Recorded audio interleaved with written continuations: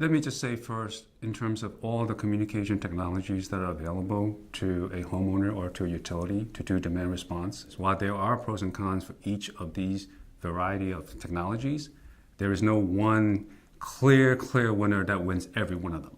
So we're gonna have to look at each individual utility's situation and apply them in the best way that we can. Paging has been around for many, many years. It's been very cost effective simply because it's a very short burst of message that gets communicated to a large population of devices very quickly. And as a result, a utility can get almost instantaneous response to that command. You have a very low cost system that works very, very well and very, very fast. The downside of paging is very, very simple. It's a one-way. So you can get all the messages out from your utility office to all these devices, but you really don't have any feedback whether any of those devices actually got it or not.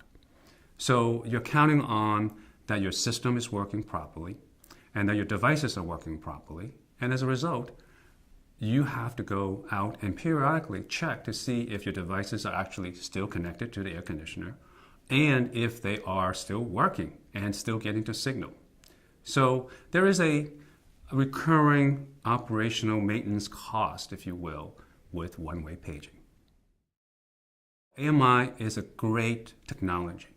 It's a two-way technology that enables utilities to get meter readings from every house without dispatching any human resources.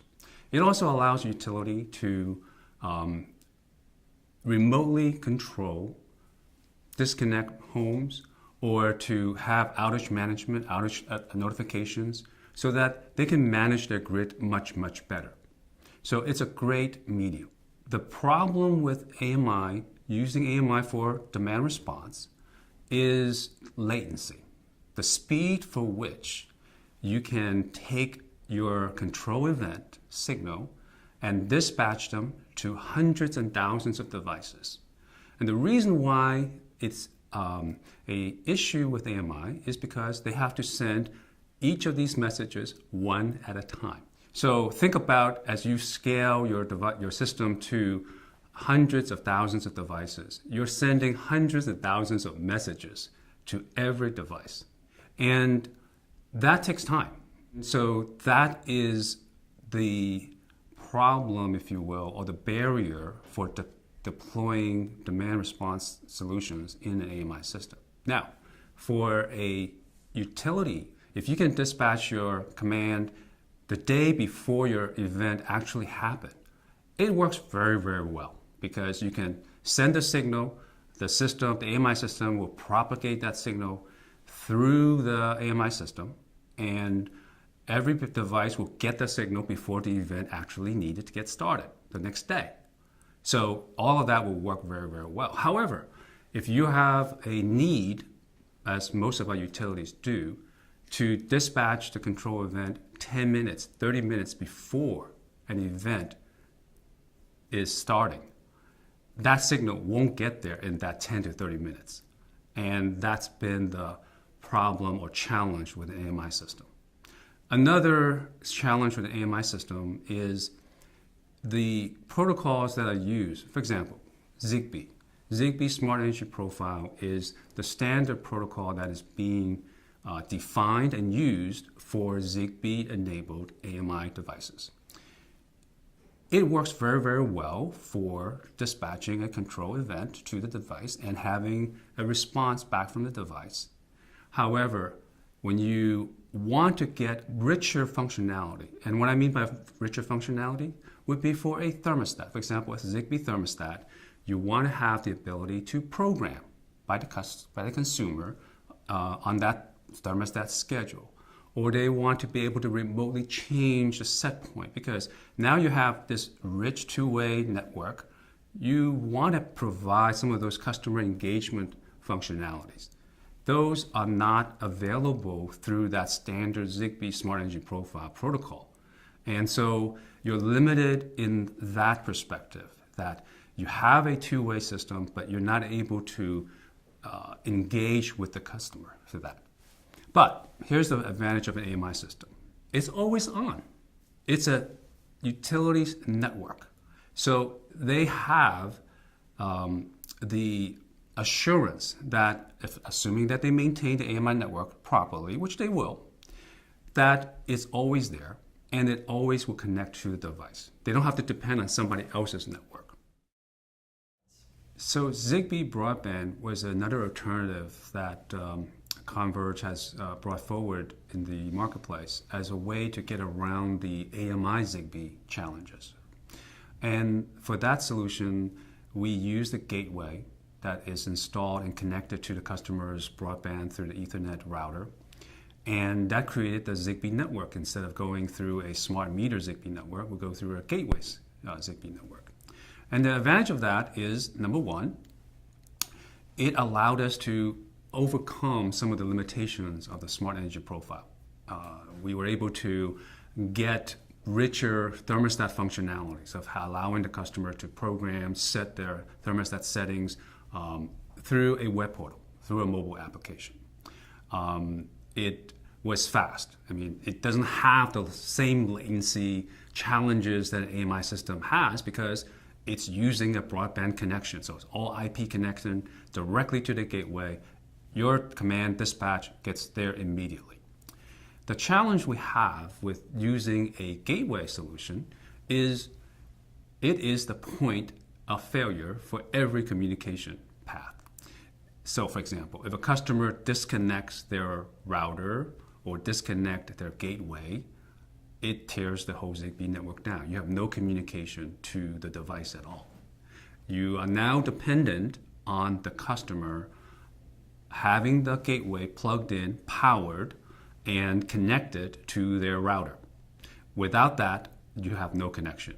And so while you were able to get a rich functionality, you were able to get fast speed, it all depended on the router, on the gateway being there, powered, and functioning properly.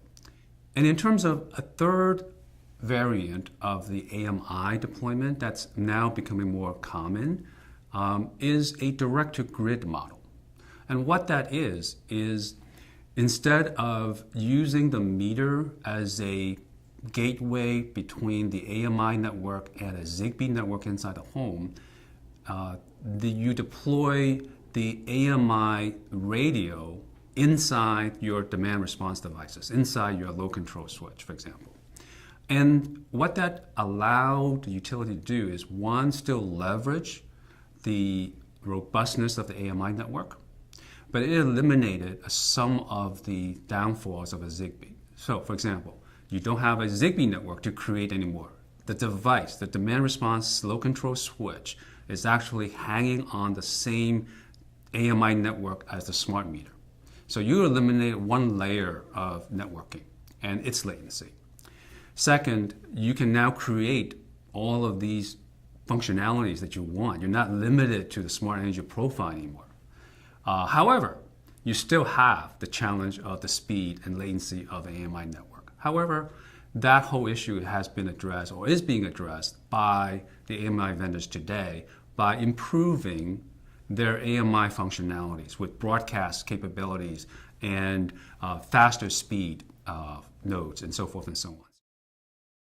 Cellular is a public two-way network, and with all of the smartphones, tablets that are in everyone's home, it becomes a very ubiquitous network, and it has all of the good functionalities of high speed,